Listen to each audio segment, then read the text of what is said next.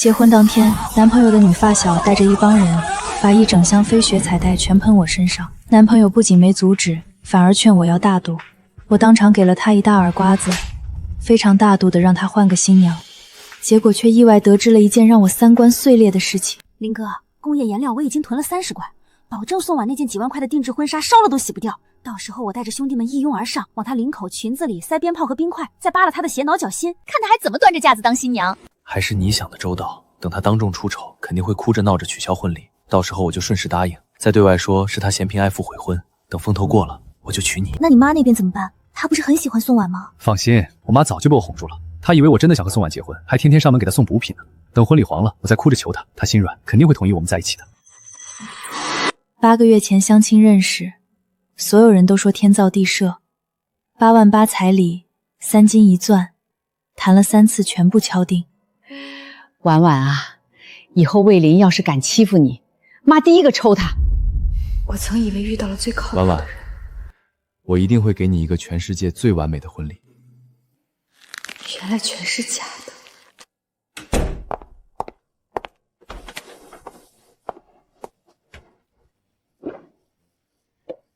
魏林、陈亚，你们不是想让我的婚礼变成一场笑话？好啊，这场婚礼我会如期举行。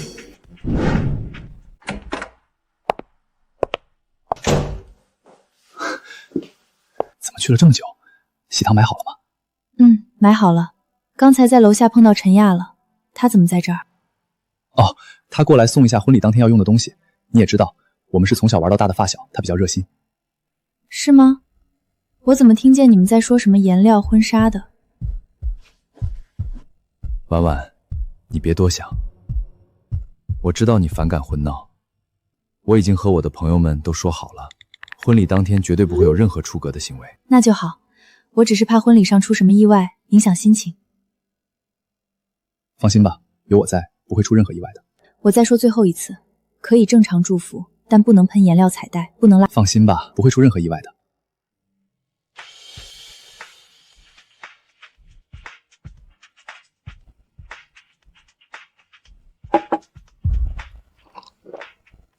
游戏现在才刚刚开始。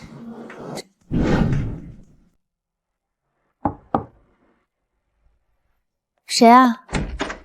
婉婉，今天给你炖了乌鸡汤，里面放了红枣和枸杞，补补身子。婚礼那天可累了。你每天都这么早过来，太辛苦了。辛苦什么呀？这都是我应该做的。等你嫁过来，就是我们家的人了。我不疼你疼谁？阿姨，其实我有点担心，婚礼那天魏林的朋友们会闹得太过分。婉婉，你放心，这件事我已经跟魏林说过好几次了。要是他那些朋友敢不懂规矩胡乱闹腾，我第一个出面训斥他们，绝不会让你受半点委屈。其实我们也不是非要催你们结婚，主要当地有个老规矩，兄长不完婚，妹妹就不能出嫁。魏林妹妹和她男朋友都谈了3年了，就等着魏林结婚呢。原来是这样啊，我之前还以为是您着急抱孙子呢。抱孙子当然也急，但主要还是为了魏林的妹妹，你能理解就好。我们家没有那些乱七八糟的规矩，以后你嫁过来，咱们就像母女一样相处。这是我和你叔叔特意给你挑的，手镯是实心的，钻戒也是1克拉的，没有半点敷衍。我们家虽然不是大富大贵，但该给你的一样都不会少。阿姨，谢谢您，您对我太好了。傻孩子，跟阿姨客气什么？以后好好过日子，比什么都强。他是真心对我好，可他不知道，他的宝贝儿子正和别的女人一起策划着一场毁掉他所有期待的闹剧。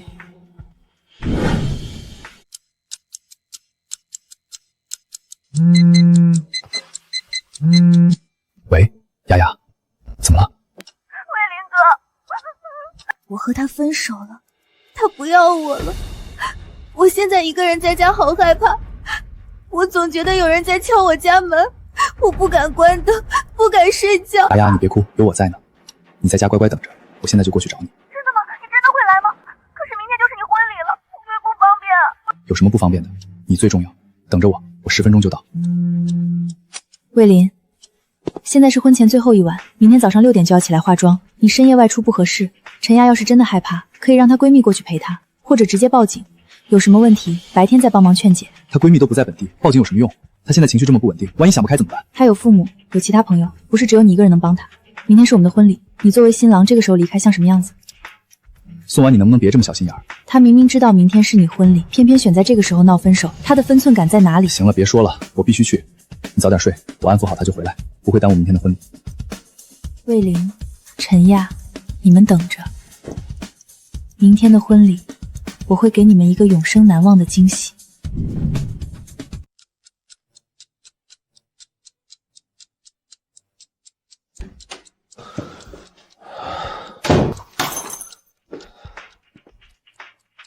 你回来了。你怎么还没睡？不是让你早点休息吗？明天还要早起化妆。我等你。你走了3个多小时，我怎么睡得着？我都说了，陈雅她情绪特别不稳定，我得多陪她一会儿。你怎么这么不懂事？我不懂事，他分手有家人有朋友陪伴，非要半夜喊你过去，丝毫没顾及咱们明天大婚，你就没有考虑过我的感受？陈雅是我10几年的好朋友，从小一起长大。她崩溃无助的时候，我不可能置之不理。我和她要是有别的心思，当初根本不会和你相亲谈恋爱。10几年的好朋友，好到婚前最后一夜，你要丢下你的未婚妻去陪他3个多小时。你能不能别这么无理取闹？我都说了，我们只是朋友，你非要把事情想得这么龌龊吗？魏林，你摸着良心问问自己，你对他真的只是普通朋友的关心吗？我懒得跟你吵，明天还要结婚，有什么事明天再说。明天再说？你现在知道明天要结婚了，你半夜跑去陪别的女人的时候，怎么没想过明天要结婚？魏林，我再问你最后一次，在你心里，到底是我重要还是陈雅重要？你小声点，妈还在呢，小声。我说的难道不是事实吗？明天就是我们的婚礼了，你却半夜跑去陪别的女人，你让我怎么想？魏林，这到底是怎么回事？你半夜跑出去干什么了？妈，没什么事儿，就是陈亚她和男朋友分手了，情绪不好，我去安慰了她一下。阿姨，我不是不让她去安慰朋友，只是明天就是我们的婚礼了，她半夜出去3个多小时，我真的很担心，也很害怕。陈亚分手不会找他爸妈吗？非要找你？明天就是你大喜的日子，你半夜跑出去像什么样子？魏林，明天的婚礼，我会让你和陈亚为你们的所作所为付出应有的代价。明天就是大婚，放着未婚妻在家不管，深更半夜跑去陪别的女人，换作是谁心里都难受。我平时怎么教你的？男人要有担当，要知道轻重。你现在这个样子，怎么给婉婉幸福？立刻给宋婉道歉。婉婉，对不起，我错了，我不该半夜出去，不该不顾及你的感受。婉婉啊，阿姨替魏林给你道歉，是我没教好儿子，让你受委屈了。你放心，阿姨向你保证，婚后我一定好好约束魏林，不让他再和陈亚私下来往。要是以后魏林再敢这样，不用你说，阿姨第一个收拾他。阿姨，我不是不讲道理的人，我只是气他不分轻重。明天就是婚礼了，他这样做，我心里真的很难受。阿姨知道，阿姨都懂，是魏林不对，阿姨替他给你赔不是了。好吧，阿姨，看在您的面子上，这次我就原谅他了。好孩子，真是委屈你了。时间不早了，你们早点休息，明天还要早起呢。婉婉，谢谢你，以后我一定改，再也不会让你生气了。明天，一切都快结束了。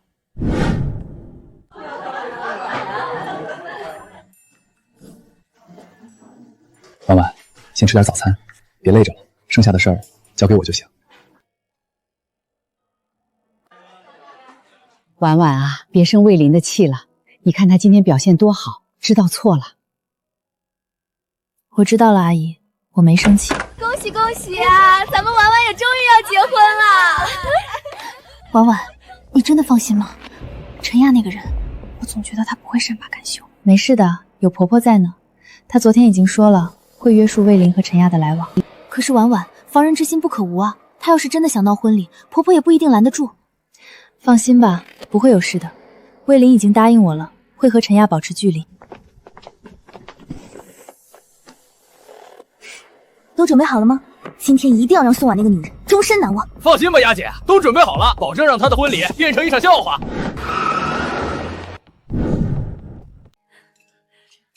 婉婉，有件事我还是得跟你说一下，陈亚那个人，你真的要多加防备。怎么了？我做律师这么多年，见过太多因为男方青梅出入，婚礼闹崩的案例。陈亚频频从插手魏林的私事，现在又牵头策划婚闹，绝对不是什么善茬。是啊，婉婉，林薇说的对。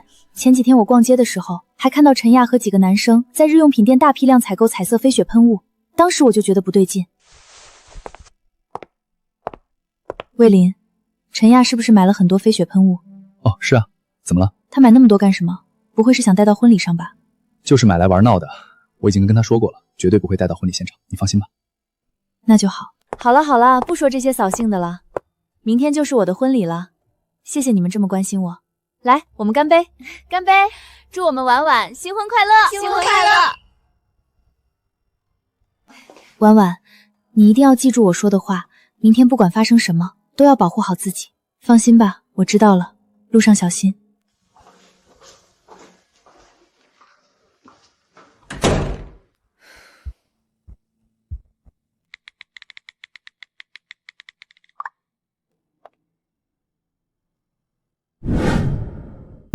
姐，我觉得这件就挺好的，反正只穿一次，没必要花那么多钱。不行，人生大婚只有一次，怎么能穿这种廉价货？我妹妹的婚礼必须穿最好的，我已经帮你看好了几个牌子，款式我发给你，你选一个最喜欢的，钱我来付，就当是姐姐送你的新婚贺礼。姐，这怎么好意思？几万块呢，太贵重了。跟我客气什么？你幸福比什么都重要。就这么定了，明天我就去帮你付定金。宋小姐，您的定制婚纱已经准备好了，我们按照您的要求调整了腰线和裙摆长度，您检查一下细节。太完美了，和我想象中的一模一样。谢谢你们。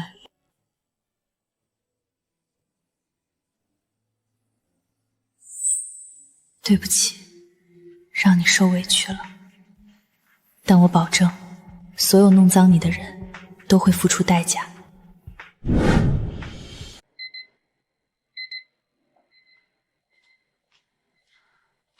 宋小姐，我们开始吧，保证把你画得美美的。今天你就是全场最漂亮的新娘。辛苦你了。哇，婉婉你也太好看了吧，化完妆简直像仙女一样。别贫嘴了，快帮我看看头纱戴哪个好看。我的女儿真漂亮，快吃碗汤圆，团团圆圆。妈，你也吃。婉婉，以后要好好过日子，要是受了委屈，随时回家，爸妈永远是你的后盾。爸，我知道了，您和妈也要照顾好自己。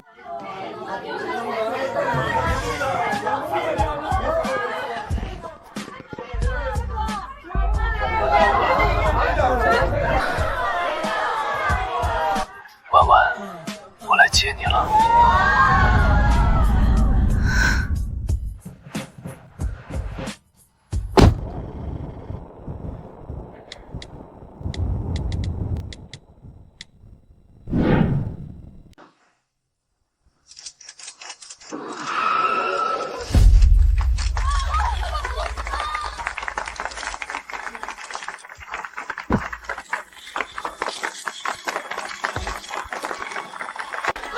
看小婉今天多漂亮！是啊，小婉小时候就长得乖巧，现在长大了更好看了。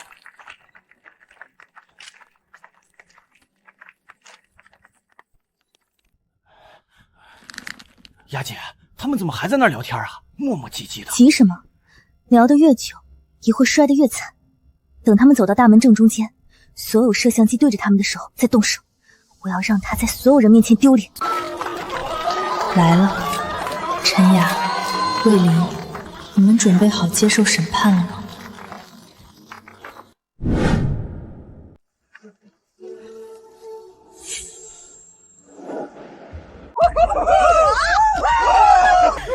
宋婉，新婚快乐！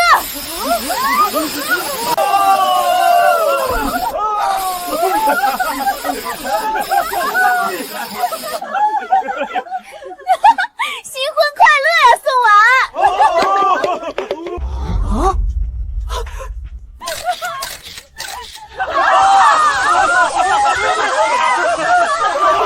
好了好了，别闹了。慧琳、陈亚，这就是你们送给我的新婚礼物。放心，这份大礼我会加倍奉还。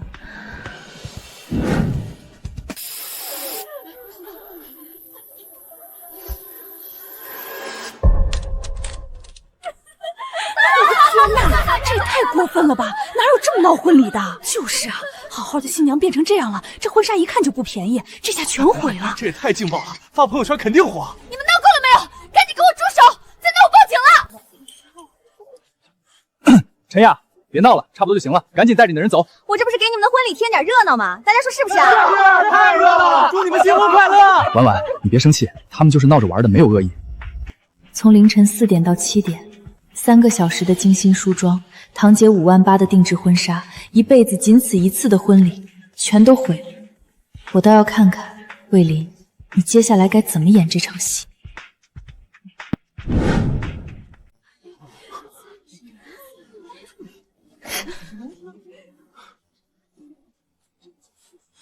婚前我反复和你约定严禁婚闹，婉婉，你明明答应过我会约束你的朋友，现在陈亚带着人当众毁了我的婚礼，你给我一个说法。哎呀，婉婉，结婚不就是讲究个热闹喜庆吗？朋友们闹一闹是看中我，说明我人缘好，不过一点小玩笑而已，你大度忍一忍就过去了，别扫了所有人的兴致。是啊是啊，结婚就是要热闹一点嘛，就是个玩笑，新娘子别太较真了。小玩笑？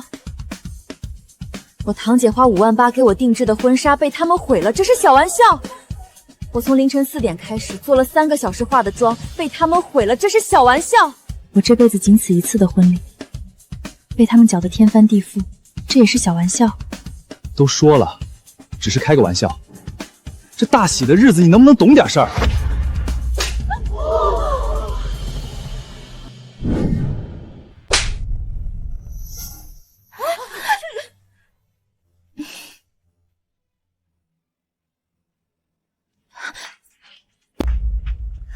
林哥，你没事吧？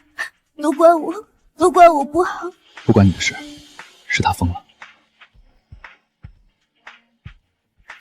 嫂子，对不起，我不知道你这么介意婚闹，都怪我考虑不周，想着给你们的婚礼添点热闹，结果惹你这么生气。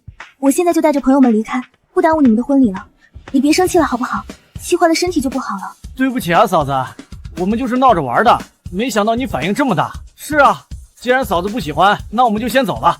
祝你们新婚快乐。宋婉，你闹够了没有？人家都道歉了，你还想怎么样？魏林哥一定会护着我，宋婉，我看你现在该怎么办。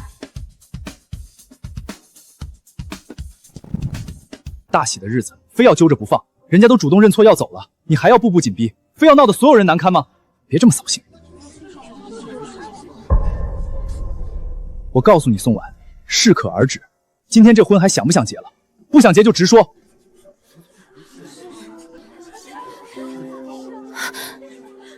做错事的人肆意毁坏我的婚礼，最后反倒变成我小气扫兴。也好，这场从一开始就错了的婚礼该结束了。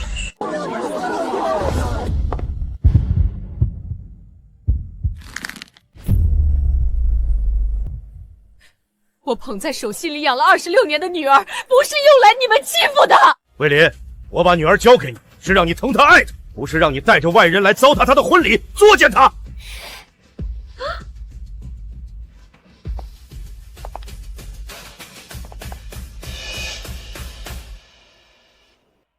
这婚我不结了。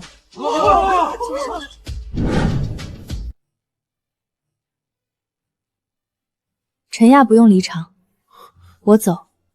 这个新娘我不当了，婚礼就此取消。你说什么？宋婉，你疯了！今天是我们结婚的日子，你怎么能说取消就取消？我女儿说的话就是我们全家的意思，这婚我们不结了。疯了！我看疯了的人是你，你带着你的青梅竹马毁了我的婚礼，现在反过来怪我疯了。魏林，你护着他没关系，但你要记住，今天是你亲手把我推开的。不过在我走之前，有件事想跟大家分享一下。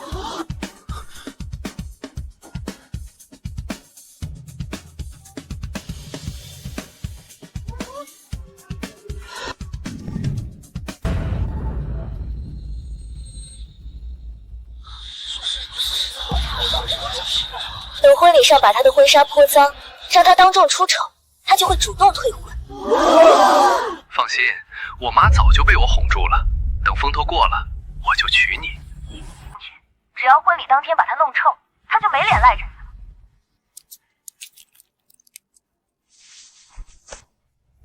魏林，天哪，居然是故意的，太过分了！你不仅辜负了婉婉，更辜负了所有人对你的信任。魏林、陈雅，你们听到了，这就是你们精心策划的好戏。我宋婉今天不仅要取消婚礼，还要向法院提起诉讼，要求你们赔偿我所有的婚礼损失和精神损害赔偿。从此以后，我们恩断义绝，再无瓜葛。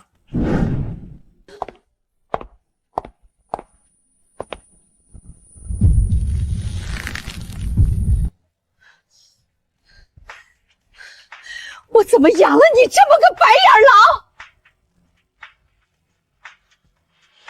狼？婉婉哪里对不起你？你要联合外人这么作践他，我平时是怎么教你的，你都学到狗肚子里去了。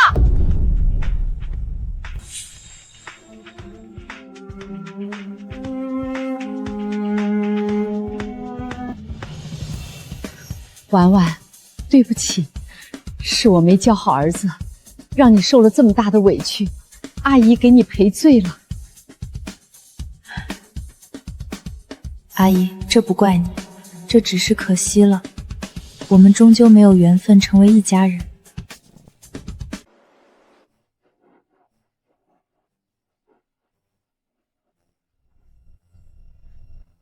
阿姨，就算魏林和陈亚有错，宋婉也不该当众放录音啊！大家都是熟人，这么做太不给人留面子了吧？以后还怎么见面？就是啊，本来就是大喜日子，大家热闹一下怎么了？至于闹成这样吗？结婚哪有不闹婚的？就是我们本来是好心来帮忙热闹的，结果反倒成了坏人。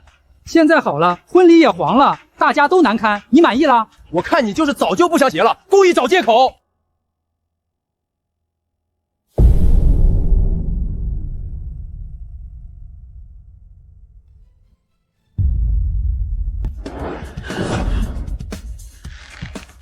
果然，狗改不了吃屎。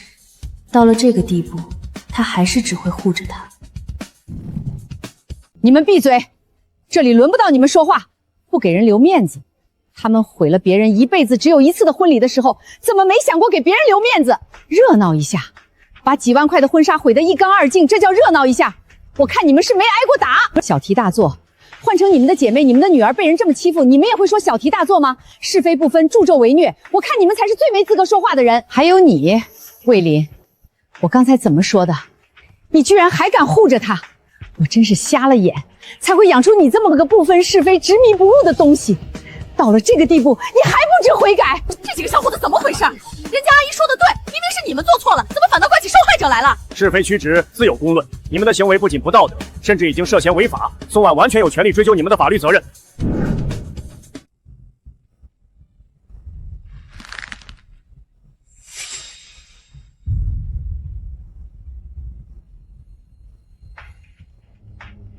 妈，您非要这么为难小雅吗？您非要逼死我吗？我就是爱她，我这辈子非她不娶。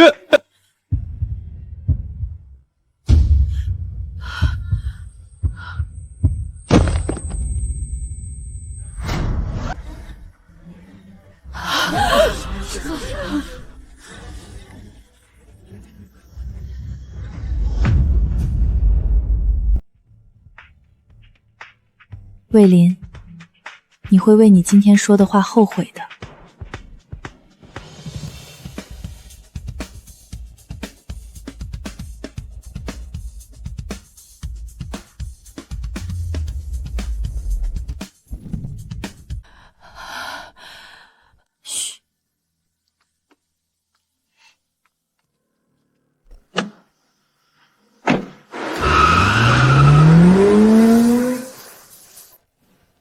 我们去最近的商场，20分钟必须搞定。收到，我负责上衣和裤子，你负责外套和鞋子。我去结账，直接走 VIP 通道，省时间。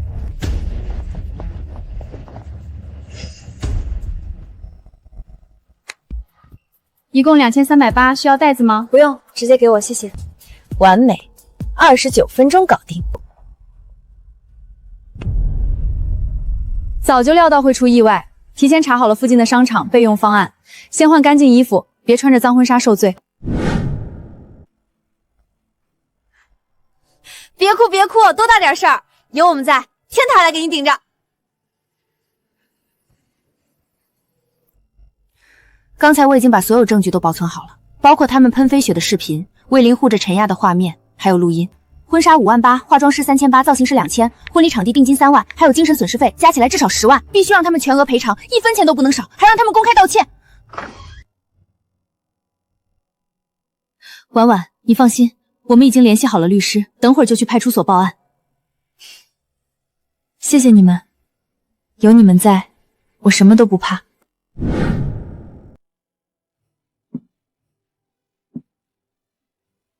累坏了吧，孩子？咱们回家，妈给你做你最爱吃的红烧肉。回家。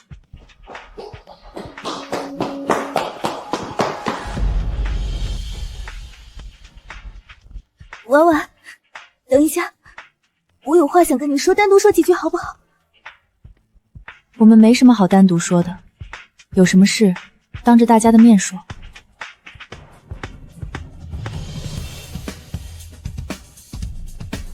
陈雅，你早干嘛去了？喷虽雪的时候怎么没想过会难看？毁婚纱的时候怎么没想过会难看？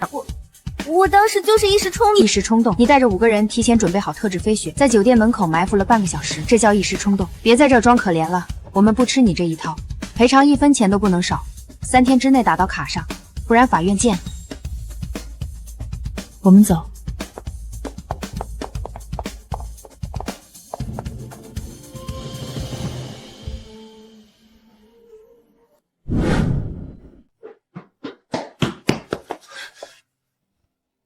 宋婉，你说话别太过分了，小丫都已经道歉了，你还想怎么样？得理不饶人有意思吗？我过分？魏林，你睁大眼睛看清楚，是谁毁了谁的婚礼？是谁带着人把我喷得满身颜料？现在反过来指责我过分？那也不能得理不饶人啊！大家都是朋友，闹成这样多难看。这件婚纱，法国设计师手工定制，我堂姐作为新婚礼物送给我。定制价5万8，今天所有动手喷材料的人一个不落，全额照价赔偿。另外，精神损失费、误工费、婚礼筹备损失费共计10万，少1分钱，咱们法庭见。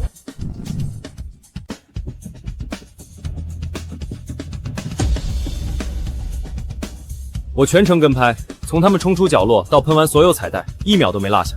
等婚礼上把他的婚纱破葬，让他当众出丑。放心，我买的都是最难清洗的工业颜料。跟拍视频、付款凭证，还有你们的密谋录音，全部都可以作为证据。拒不赔偿，我们就走法律诉讼。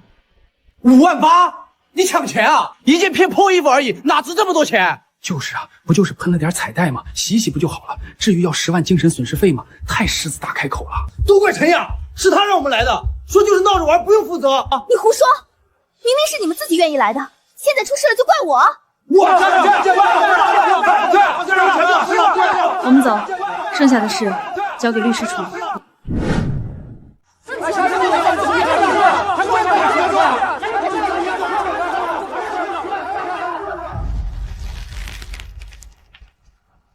都别吵了！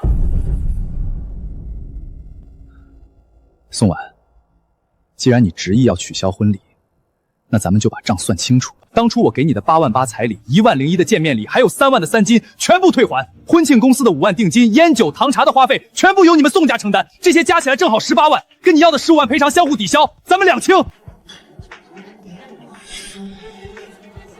账目可以逐项清算，没问题。该退还的我们分文不少，该赔付的你们1分不能缺。两边账目分开核算，互不捆绑，谁也别想浑水摸鱼。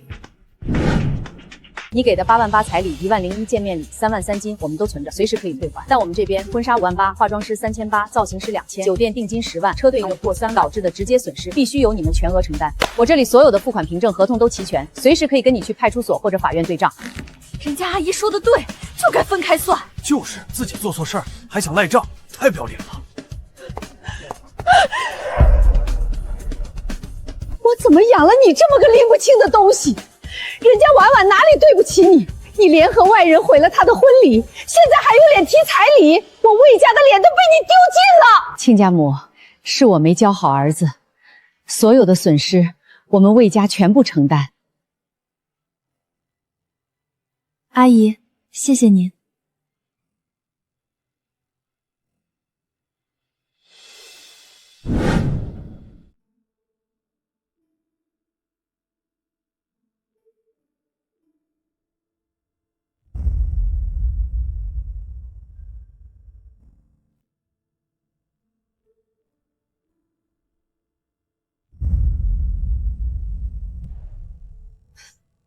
各位今天实在对不起，让大家白跑一趟了。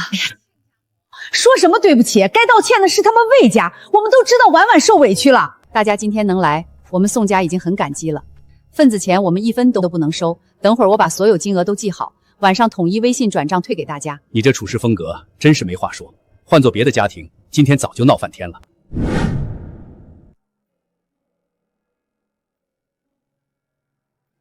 魏家那小子真是太不是东西了，还有那个陈亚，简直是狐狸精转生。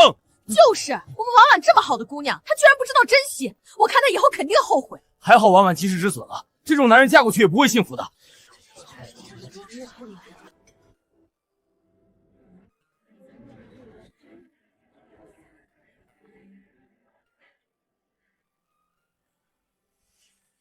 别想太多了，都过去了，以后会越来越好的。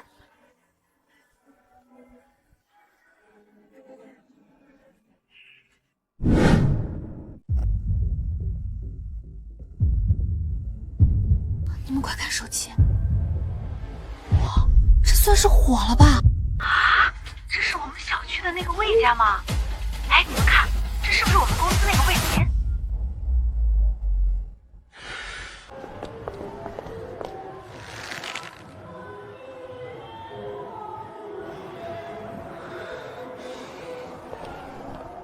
那个宋婉也太较真了吧？不就是喷了点彩带吗？至于闹成这样？就是，他也就是口头吓唬吓唬人罢了。真要起诉，他哪有那个时间和精力？5万8的婚纱，骗鬼呢！没错，就算真的起诉，法院也不会判他赢的，最多赔个几千块钱，意思意思。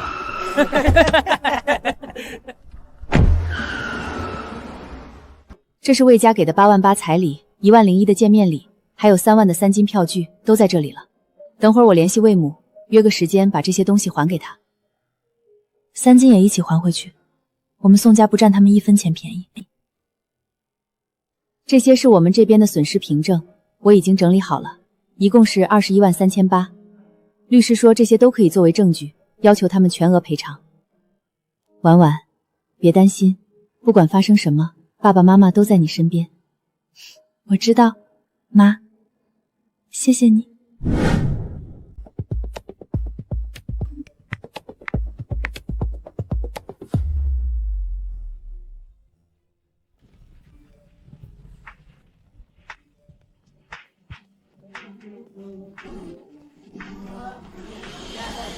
你有病吧，宋婉！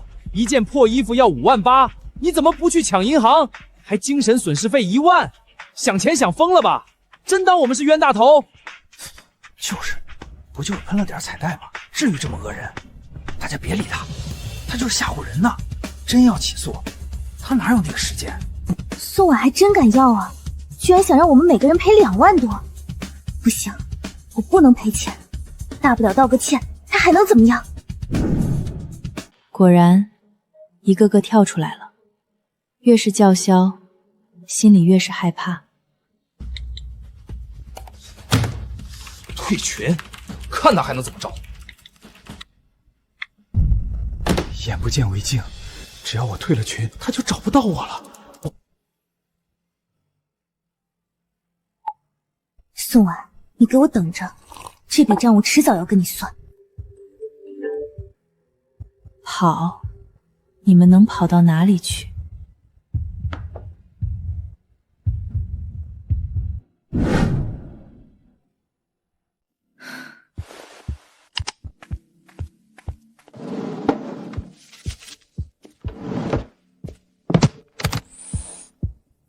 婚闹结束时，我就发现这些颜料根本不是普通的婚庆彩带，喷在衣服上根本洗不掉。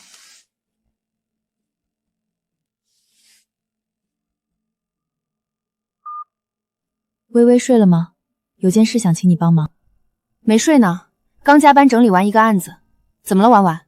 出什么事儿了？我需要你的帮助。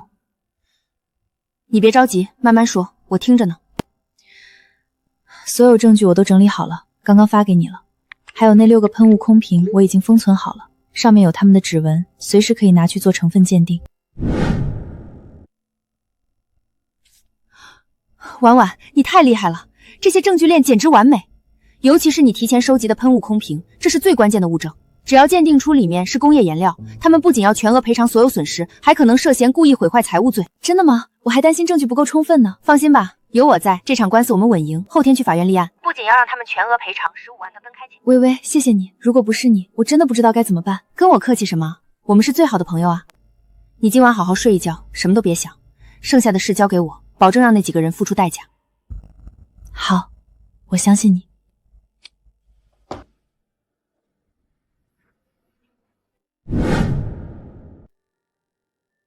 要不我们去楼下那家川菜馆吧，边吃边聊。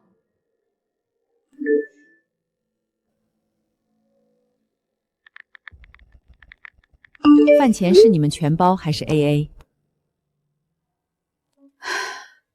他问饭钱谁出，那就去咖啡厅吧，随便点2杯咖啡。哎，你说好好的婚礼怎么弄成现在这样？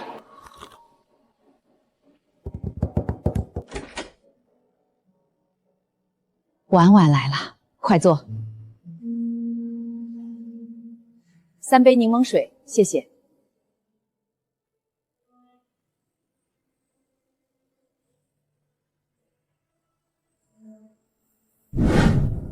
这是我整理的清算清单，所有款项都有对应的付款凭证和合同，你们可以逐条核对。那个酒店定金和伴手礼能不能稍微少一点？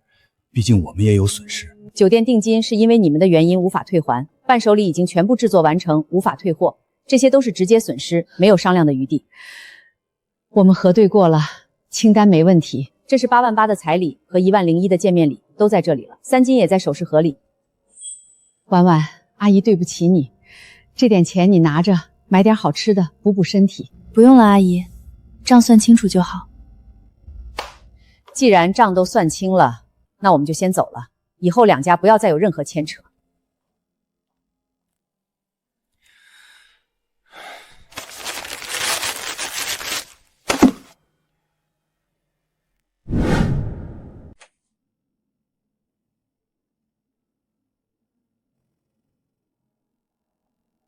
婉婉，怎么了？账都算清了，怎么还不高兴？没事妈，就是有点累了。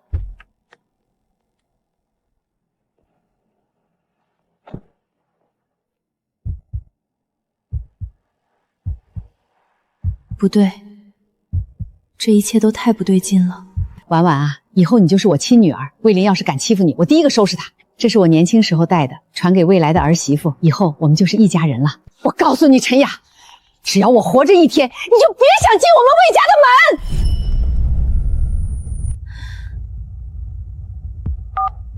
微微，你现在有空吗？我有件事想跟你说。怎么了，婉婉？出什么事了？是不是魏家又耍什么花样了？不是，我刚才在咖啡厅和魏家父母对账，突然发现魏母的表现太反常了。婚前她拼命撮合我和魏林，处处维护我，对我比亲女儿还好，但她却发自内心的讨厌陈亚，甚至当众掌葛她。陈亚可是魏林从小一起长大的发小啊！你这么一说，确实很奇怪。一般婆婆就算不喜欢儿子的发小，也不会这么极端。而且魏林拼了命的护着陈亚，宁愿和我退婚，宁愿和他妈妈反目，也要和他在一起。这绝对不是简单的青梅竹马那么简单。你说的对，这里面肯定有猫腻。魏家和陈亚之间绝对藏着什么不为人知的秘密。魏林、陈亚、魏母，你们到底藏着什么秘密？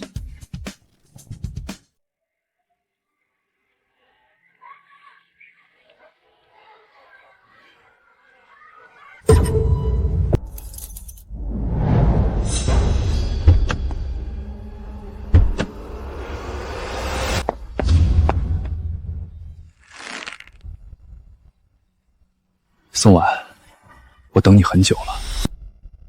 有事儿？你能不能立刻撤诉？撤诉？凭什么？婚纱损失拿之前的欢庆费用抵消，这事儿就此翻篇，大家各退一步不好吗？各退一步？魏林，你搞清楚，是你们毁了我的婚礼，毁了我的婚纱，现在反过来让我退一步。婉婉，对不起，都是我的错，你要怪就怪我吧，别为难魏林，也别为难那些朋友了。大家都是认识这么多年的朋友，没必要闹上法庭这么难看。你有什么要求尽管提，我们能满足的一定满足你。陈亚，别在这装可怜了。你当初带着人喷我婚纱的时候，怎么没想过会闹上法庭？我没什么别的要求，赔钱、道歉，不然法庭见。宋婉，你别给脸不要脸！我就是不给你脸了，怎么样？有本事你去法院告我啊！魏林，别冲动，有话好好说。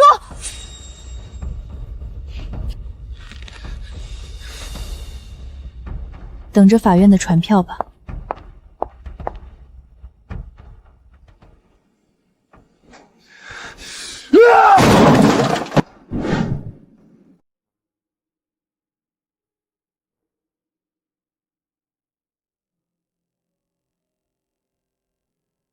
萌萌，我今天找你是想请你帮个忙。你认识魏林的表哥魏涛吗？认识啊，我们是高中同学。不过他和魏林家关系特别差，魏林结婚他都没去。你找他干什么？我和魏林的事你也听说了。我总觉得魏林陈雅之间不计简单，但魏林身边的朋友都不肯说实话。我想找魏涛问问，他是唯一可能知道真相的人。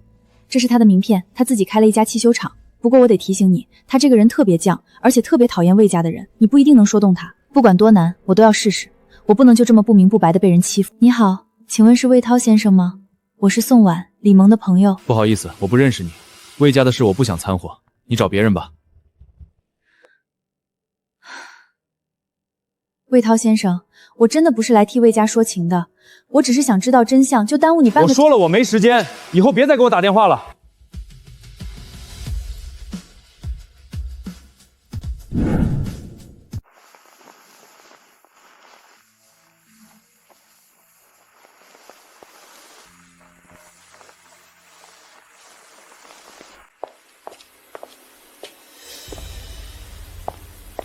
魏涛先生，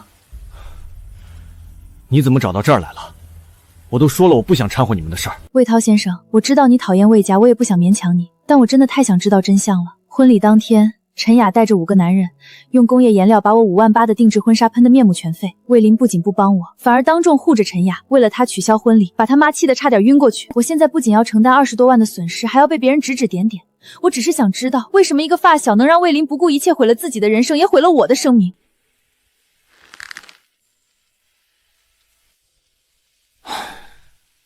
你别站在雨里了，会感冒的。我确实知道一些事。这周6下午3点，市中心漫咖啡靠窗的位置。我只说我知道的，其他的别问我。谢谢你，魏涛先生，真的谢谢你。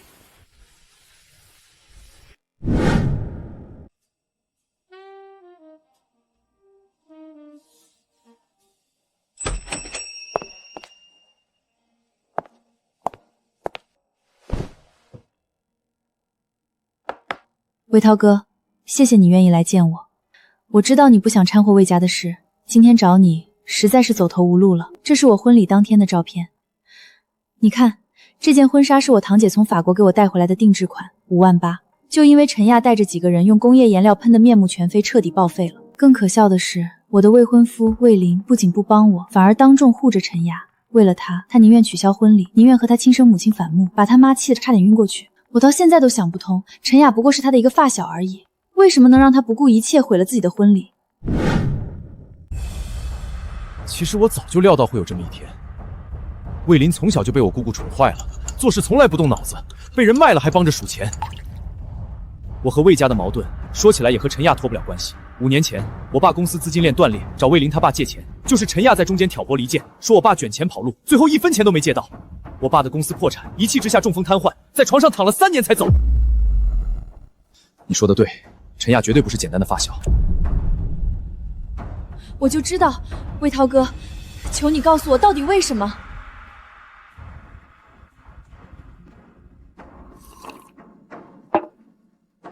这件事要从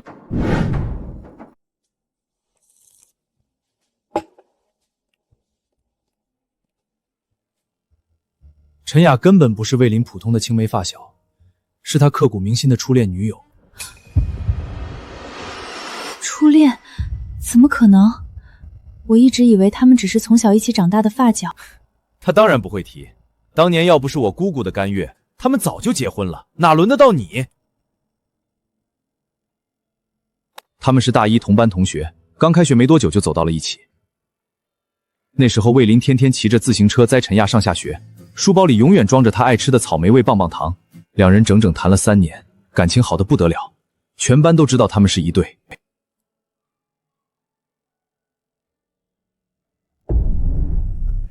那他们为什么会分手？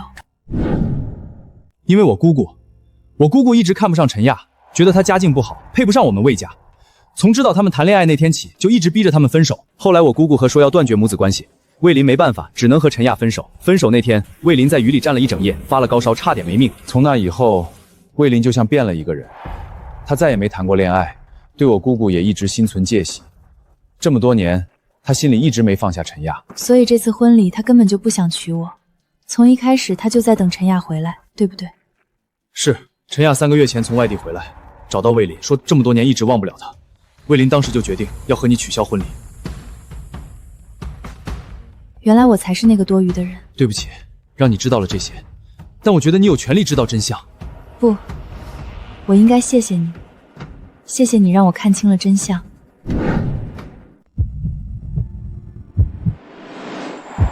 婉婉啊，我一见到你就喜欢，你要是能做我们家儿媳妇，我这辈子就没有遗憾了。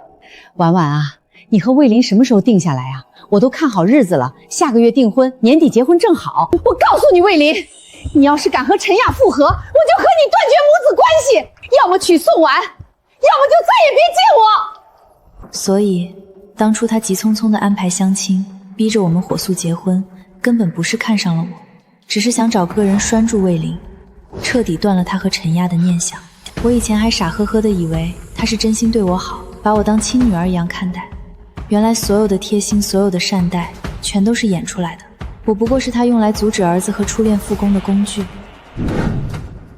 幸好婚礼当天他毁了一切，幸好我没有稀里糊涂地嫁入这个藏着畸形三角关系的家庭，没有一辈子活在别人的谎言里。你说的没错，我姑姑得知陈亚回到本地的第2天，就开始托所有亲戚给魏林介绍对象。那段时间，魏林一天要见2、3个女生，稍微表现出一点不愿意，我姑姑就又哭又闹。她对你好，不过是因为你性格温顺，家境也不错，她觉得你好控制。要是换了别的女生，她也会一样对人家好。在她眼里，只要能把魏林和陈亚分开，谁当她儿媳妇都一样。我现在终于明白了，为什么他婚前对我那么好，婚礼当天却对陈亚那么狠。为什么魏林宁愿毁了婚礼，也要护着陈亚。所有的一切都有了解释。魏涛哥，真的谢谢你，如果不是你，我可能到现在都被蒙在鼓里。不用谢我，我只是说了实话而已。你这么好的姑娘，值得更好的人。以后要是有什么需要帮忙的，尽管找我。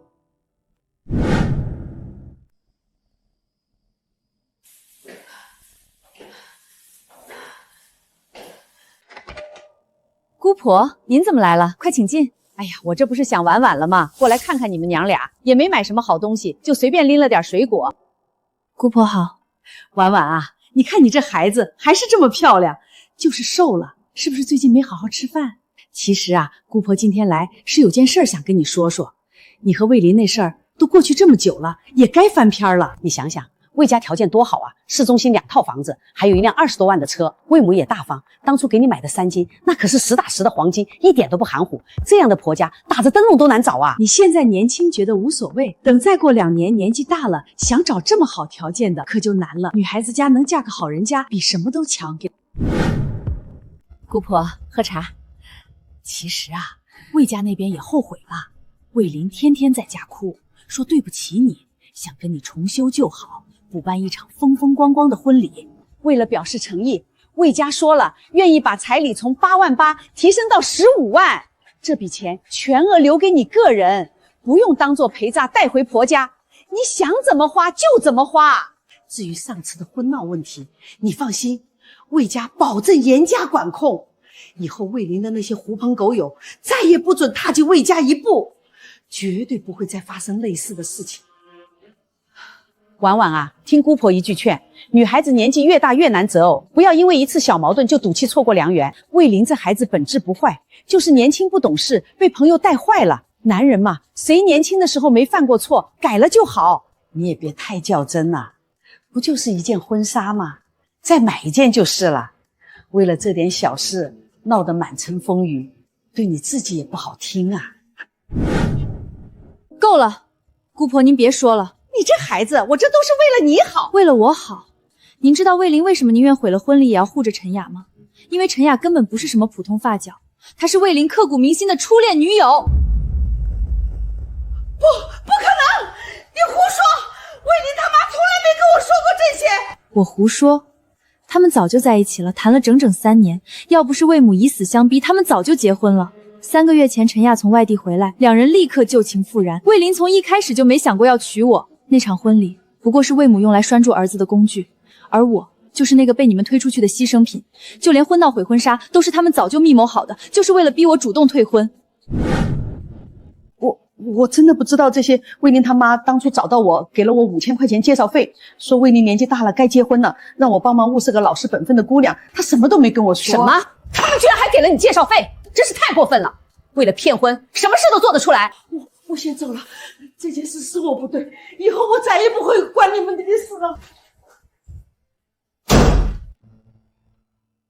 我的天哪！幸好婚礼黄了，这要是真嫁过去了，后半辈子可就毁了。婉婉，幸好你聪明，及时发现了真相，不然我们全家都被他们蒙在鼓里。是啊，妈，幸好一切都还来得及。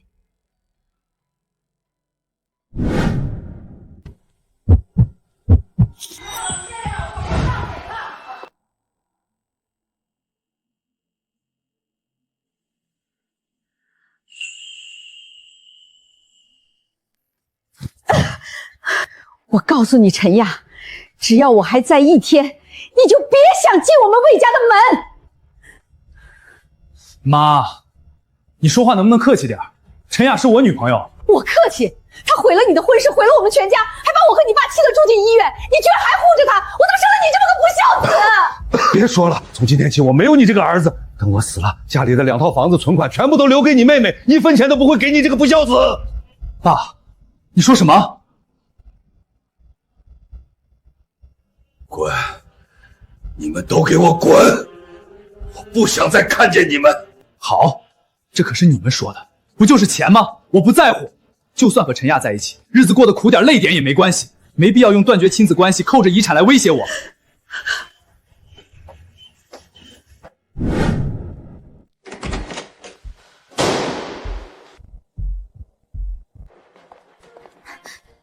魏林，你听我说，叔叔阿姨现在只是在气头上，说的都是气话。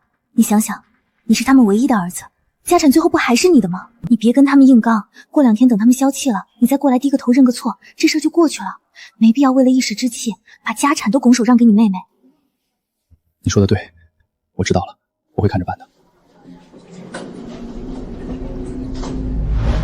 果然，我就知道事情没这么简单。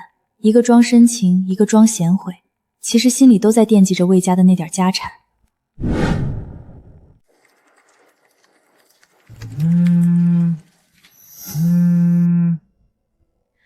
喂，婉婉，胜诉了，我们赢了。法庭刚刚宣判，所有参与婚闹的人全部败诉。真的吗？太好了！薇薇，谢谢你。法院判他们按照份额赔付婚纱全款和跟妆费用，每人再赔偿精神损失费1万元。先前耍赖退群的那几个男生，现在想扯皮也没用了，法院强制执行。真倒霉，本来就是闹着玩的，现在居然要赔这么多钱。抱怨有什么用？不赔就要被强制执行，还要上失信名单，赶紧凑钱吧。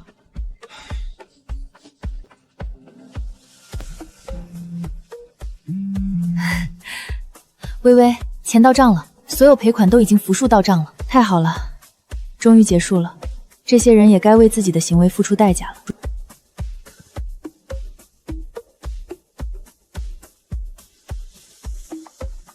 都过去了，婉婉。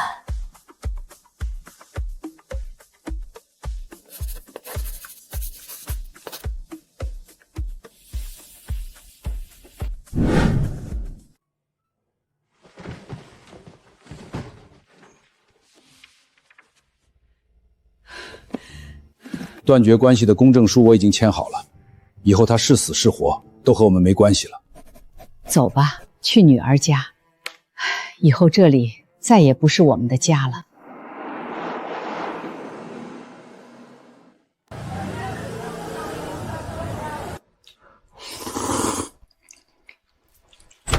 又涨价了，连青菜都3块钱1斤了，这日子没法过了。嫌贵别吃，有本事你自己去赚钱啊！天天在家躺着，还嫌这嫌那。我没赚钱，我当初要是不跟你跑到这个鬼地方来，现在早就嫁个有钱人了。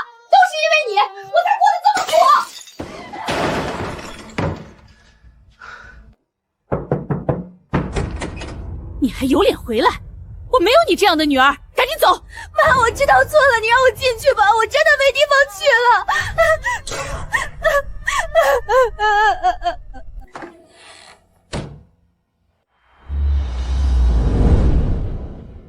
经过公司董事会研究决定，任命宋婉为设计部主管，即日起生效。宋主管，恭喜恭喜！晚上请客吃饭啊？没问题，晚上我请客，大家一起去。恭喜你啊，升职加薪，走向人生巅峰！同喜同喜，今天你随便挑，我买单。